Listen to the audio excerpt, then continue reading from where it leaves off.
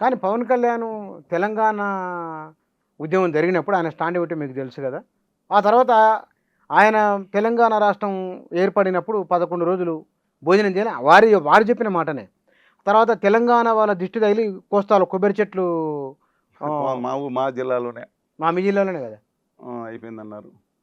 మరి అట్లా మాట్లాడినప్పుడు అంతకన్నా కూడా అది ప్రాబ్లం అండి. ఆయన సమస్య ఏం సమస్య నాకు తెలియదు. కానీ ఆంధ్రప్రదేశ్కి వచ్చి అక్కడ ప్రజల్ని భావోద్వేగం వచ్చుకుని తెలంగాణ నాకు అర్థం కాదని అన్నిటికన్నా దారుణంగా మాట్లాడిన మాట ఏంటంటే చాలా బాధ కలిగింది.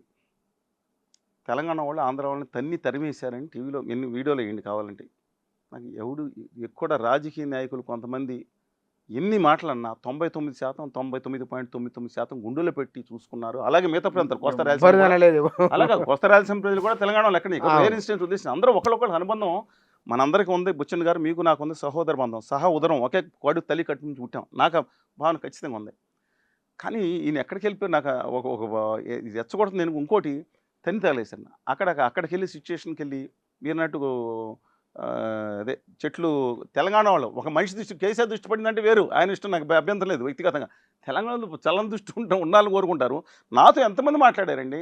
సరే ఆంధ్ర మాకు విభజన అయిపోయింది, పాపం వాళ్ళకి ప్రత్యేక హోదాను ఆ రాజధాని ఉంటే బాగుండేది. 90% మంది ఒక సింపథెటిక్ వ్యూ ఉంది, దాన్ని నాశనం చేయకూడదు. వీళ్ళు తమ రాజకీయ స్వార్థం కోసం నాశనం చేయకూడదు. ఇక ఎట్లాంటి పరిస్థితి వచ్చిందంటే తెలంగాణకి వెళ్ళి నేనే కనుక ఇక్కడ నాయకత్వం ఉంటే ఆంధ్ర నాయకులు చుక్కలు చూపించే వాళ్ళని మాట్లాడి ఇంకా నేను చెప్పాలంటే ఇంకా పదం తిట్టినట్టు ఇంకా ఇవన్నీ ఇక్కడి నుంచి ఎందుకని రెచ్చగొట్టడం. ఈయనేం చుక్కలు చూపిస్తారు, వాళ్ళ అన్నగారే చుక్కలు చూపిస్తారు. అప్పుడు రాజకీయ నాయకత్వంలో ఉంది, కేంద్ర మంత్రిగా ఉండి హైదరాబాద్ యూటీగా పెట్టాలని మాట్లాడింది వాళ్ళ అన్నగారే కదా. తీయండి, స్టేట్మెంట్స్ తీయండి, అఫీషియల్గా ఇచ్చిన వీడియో రికార్డ్స్ని తీయండి. ఎవరికి చుక్కలు, వాళ్ళ అన్నగారికి, చంద్రబాబు నాయుడు గారు, జగన్మోహన్ రెడ్డి గారికి చుక్కలు చూపించాడు. తెలంగాణ నాయకత్వం మా కేసీఆర్ గారు నేను కోదండరామ్ గారు మానేసి అధికార హోదాలో పెట్టుకుంటే కన్వీనర్ కింద నేను చూపించేవారా? నాకు అర్థం కావట్లేదండి అసలు. మొన్న సభ మీరు అనుమతి ఇవ్వకపోవటం మాత్రం తప్పండి. జూన్ 2వ తారీఖున ఎవరంటే ప్రభుత్వం మరి ప్రభుత్వం ఇప్పుడు ఆయన వచ్చి ఇక్కడ ప్రొవకేషన్ చేస్తే గొడవ ప్రభుత్వంకి ఇబ్బంది కదా. ప్రభుత్వం హాల్లో ఆయన బయట బహిరంగ సభ కూడా చివరికి ఆయన ఇంట్లో పెట్టుకున్నాడు కాదు, కన్వెన్షన్ సెంటర్లో ఒక హాల్లో తనకు లిమిటెడ్ వాళ్ళకి పెట్టుకున్నప్పుడు అనుమతి ఇవ్వాలి. అది ఆమె ఎక్కడికి బొంబాయిలో పెట్టుకోవచ్చు, ఢిల్లీలో పెట్టుకోవచ్చు, ఎక్కడ పెట్టుకోవచ్చు, అనుమతి. ఒక మాట చెప్పండి. ఆయన గడిచిన కొన్ని దశాబ్దాలుగా పవన్ కళ్యాణ్ డిప్యూటీ ముఖ్యమంత్రి కాకముందు, ఎమ్మెల్యే కాకముందు హైదరాబాద్ ఉన్నారు. ఆయన పార్టీ ప్రారంభోత్సవం చేసుకున్నది హైదరాబాద్లోనే. ఆయన ఎవరు అభ్యంతరం చెప్పలేదు. కానీ ఆయన సంచలనమైన కామెంట్లు చేసి తెలంగాణ ఉద్ధరణ కంకణం కట్టుకున్నట్లు మాట్లాడి ప్రజలను అంటే భావోద్వేగాలను రెచ్చగొట్టి ఆ సభకు అనుమతి అంటే ఒక సంచలనం క్రియేట్ చేసి ప్రజల దృష్టి మళ్లించి ఒక రాజకీయం చేద్దామనేది మామూలుగా. జూన్ 2వ తారీఖు తెలంగాణ రాష్ట్ర ఆవిర్భావ దినోత్సవం.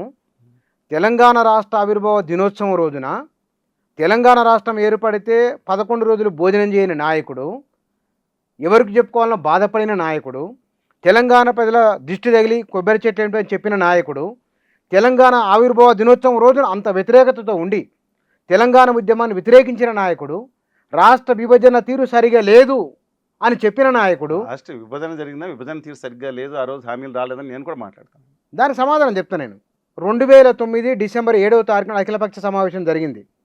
ఆనాడు తెలంగాణ బిల్లుకు అనుకూలంగా తీర్పిస్తే అభ్యంతరం లేదని సీమాంధ్ర నాయకులు చెప్పినా లేదా?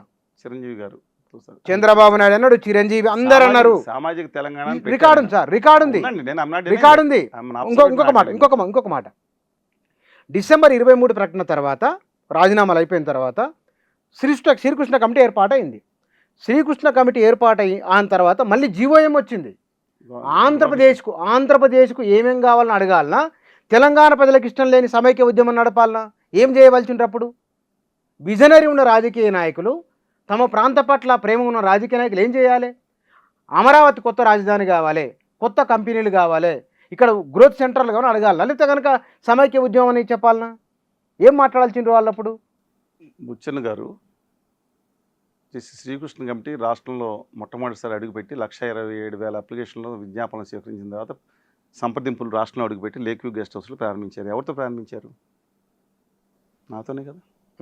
మీరు బయట ఆ రోజు గట్టిగా నిలదీశారు కదా, మీ జర్నలిస్ట్ ఉండి అదే రోజు బయట చాలా గట్టిగా మాట్లాడారు. నాకు కొంచెం బాధ కలిగినా సరే తప్పు, మీ విధానం అది, వ్యక్తిగతాలు కాదు, చాలా గట్టిగా నిలదీశారు. విధానం అంటే పిల్లలు మీరు నిలదీశారు మీ చనిపోతా ఆవేదన. నేను అబ్సల్యూట్గా నేను ఐఎమ్ కాంకరింగ్. నేను చెప్తాను అంటే కదండి, నా మాటలు గుర్తున్నాయి ఇంకా మీకు. ఖచ్చితంగా ఆ రోజు బయటకు వచ్చిన తర్వాత మిగతా అందరూ ఉన్నారు తెలంగాణ, మీరు ఒక్కళ్ళే మాట్లాడారు గట్టిగా. Sir different. నేను ఇప్పుడు ఆ రోజు గురించి ఈ రోజు గురించి వ్యక్తిగతంగా కాదండి. నేను ఆ రోజు ఏం చెప్పాను శ్రీకృష్ణ కమిటీకి, మీది ఇలా వస్తే ఇలాగా, లేని పక్షంలో విభజన జరిగితే ఏం ఉండాలని రాసి, నేను జోగయ్య గారు తర్వాత వచ్చాం, జోగయ్య గారు, ఎర్రమ జోగయ్య గారు వచ్చారు, మీరు వసంత వచ్చారు ఆ రోజు. నాగేశ్వరరావు గారు, వసంత జానకిరామ్ గారు. నాగేశ్వరరావు గారు వచ్చారు. మూడోసారి వచ్చిన తర్వాత ఏపీ ఎన్జిఓ సంఘానికి గౌరవ సలహాదారుగా కూడా 3 సార్లు కలిసింది. Sir depend. నేనేమన్నానంటే అండి, అది మేము ప్రకటించాం, వీళ్ళేం మాట్లాడి తెలియదు. కానీ బాధ ఏంటంటే అమరవీరులకి శ్రద్ధాంజలి ఘటించడానికి రానివ్వట్లేదని బాధ ఆయన్ని, ఎవరిది? తెలంగాణ అమరవీరులకి. పవన్ కళ్యాణ్ ఆ 12 లీనియన్ గన్ పార్క్ ఎవరు అన్నారు ఆయనను. అది ఇష్యూ. అప్పుడు నేను ఒకటి అడిగాను, ఆ పార్టీ ముఖ్య నేతను కూడా కార్పొరేషన్ చైర్మన్ నేను అడిగాను, మీ అందరికీ ఎవరికన్నా జయాంధ్ర ఉద్యమంలో అమరులైన వాళ్ళకి స్థూపం ఎక్కడుందో తెలుసా? ఎప్పుడైనా జీవితంలో కళ్యాణ్ గారు అక్కడ చూశారా? సమైక్యాంధ్ర ఉద్యమంలో చనిపోయిన వాళ్ళ గురించి ఒక విగ్రహం ఉంది, ఎక్కడైనా వెళ్ళారు? ఆ విగ్రహం నేనే ఆవిష్కరించాను, ఒకటే విగ్రహం. జయాంధ్ర ఉద్యమం బూజు పట్టిపోయి అక్కడ అలా అయిపోయిందనే భావన జనంలో వస్తే కాదని చెప్పి నేను మేయర్ గారితో మాట్లాడి అఫీషియల్గా కూడా చేయించాలని, మిగతా విగ్రహాలు దాన్ని చేయించి ఒక ఫంక్షన్ పెట్టి నేను ఎప్పుడైనా వెళ్ళి వస్తానండి. అది ఈ తెలంగాణలో ఎవరేమని అనుకోనివ్వండి, మెజార్టీ కేసీఆర్ గారికి మనం ఇష్టం ఇష్టపోయిన వ్యక్తిగత మాటల కన్నా ఎక్కువ మందికి 520 మంది, 600 మంది, 700 మంది ఎంతో మందికి అక్కడ గుర్తింపు వచ్చిందంటే, బాలకృష్ణ అన్ని దెబ్బలు తిన్నాడు, 11 దెబ్బలు తిన్న బాలకృష్ణ కానీ ఇప్పుడు శ్రీకాంతాచారి తల్లి గారికి మొన్న గుర్తింపు ఇచ్చారు. లేట్ అయి ఉండొచ్చు, కాదంటలేదు. తన కోసం, తన ప్రాంతం కోసం ప్రాణాలు అర్పించిన అమరవీరుల్ని గౌరవించిన ఏ జాతి కూడా బాగుపడిన దాఖలాలు లేకపోతే గౌరవించిన వాళ్ళు. ఇవాళ కోస్తా రాయలసీమలో ఆ రోజు పొట్టి శ్రీరాములు అమరుడయ్యాడు, ఆత్మత్యాగం చేశాడు. ఆ కాల్పులు ఎంతోమంది చనిపోయారు, ఒక్కళ్ళకి శ్రద్ధాంజలి ఘటించారు ఈయన. అసలు ఎక్కడుందో తెలుసా? జయాంధ్ర ఉద్యమం చనిపోలేదు, వందలాది మంది ఏమేం చేశారు. అందుకని అంటున్నాను, నేను నా పుస్తకం ఇస్తాను, ఇదిగోండి. నేను నా పుస్తకాలు రాసిన దాంట్లో మీ దగ్గర ఉన్న పుస్తకం, ఆంధ్ర ఉద్యమాల్లో, తెలంగాణ ఉద్యమాల్లో, మిగతా అన్ని ఉద్యమాల్లో అమరులైన వాళ్ళందరికీ నా పుస్తకం అంకితం ఇచ్చాను. నేను తెలుగు జాతి భావాల పరంగా ఆ రోజు ఏమనుకున్నాం, నేను ఇలాంటి నాయకులు మీటింగ్ పెడితే ఏం జరిగింది తెలుసా అండి? నేను కేసీఆర్ గారు కొండా లక్ష్మీబాబు కలిసి పనిచేసాం. అడగండి, అందరూ ఉన్నారు, రామరాజు గారు అందరూ ఉన్నారు. ఆయన ఆంధ్రప్రదేశ్కి వచ్చి కూడా ఇంత మూమెంట్లో ఆంధ్రప్రదేశ్కి వచ్చి మీటింగ్లో పాల్గొన్నారు. విడిపోతే ఏం కావాలి, ఆయన ఒక ఉదాత్తమైన ఆశతో ఉండేవారు. ఒక మంత్రి పదవి వదిలేసాడు 1969లో. ఆఖరికి 2 రాష్ట్రాల మధ్యన విద్వేషాలు రెచ్చగొడుతుంటే ఎప్పుడు జరగలేదు 50 సంవత్సరాలు. నేను ఇంటలెక్చువల్స్, సామాజిక సేవకులు మీటింగ్ పెడితే నా మీద ఒక ఎంపీ గారు విద్యార్థి నాయకులతో గుడ్లు పెట్టి చాలా అనుచితమైన భాషలో విమర్శించారు. ఆడవాడు నేను పెట్టాను. ఎందుకు పెట్టాను? ఆ రోజు కోదండరామ్ గారు వచ్చారు, టంకసాల అశోక్ గారు వచ్చారు, ప్రొఫెసర్ కనకదుర్గ గారు వచ్చారు, జయశంకర్ గారు వచ్చారు. ఆరోగ్యం బాగా జయశంకర్ గారికి ఆయనకు అప్పుడే క్యాన్సర్ ప్రాబ్లం ఉందండి, అయినా వచ్చారు మీటింగ్ పెడితే. నేను ప్రొఫెసర్ కృష్ణమోహన్ రెడ్డి గారు వచ్చారు, ప్రొఫెసర్ సదాశివ రెడ్డి గారు, దళిత నాయకులు మా తరపు నుంచి పవర్ పాయింట్ చేసి ఏం చేయాలో చెప్పాను. నా మీద దుర్మార్గంగా చేసిన కోస్తా రాజ్యం కొంతమంది నీకెవరు అధికారం ఇచ్చారు నాకు అద్దెగా వీళ్ళు. ఇప్పుడు జరిగేది ఏంటండి, ఆ రోజు కళ్యాణ్ బాబు గారి కోసం ఒక ఉద్యోగ నాయకుడు వెళ్ళాడు, ఏం చెప్పారని ఇక్కడ మాట్లాడకపోవచ్చు. అందుకని అసలు ఆంధ్రాలో ఉన్న అమరవీరులకి అక్కడ ఉప ముఖ్యమంత్రిగా ఉండి కనీసం ఒకరోజు శ్రద్ధాంజలి వచ్చి ఘటించిన వ్యక్తి గత 20 సంవత్సరాల నుంచి తెలంగాణ అమరవీరులు కానీ ఆంధ్ర తమ ప్రాంతం కోసం అందరికీ సాల్యూట్ చేయాల్సిందే.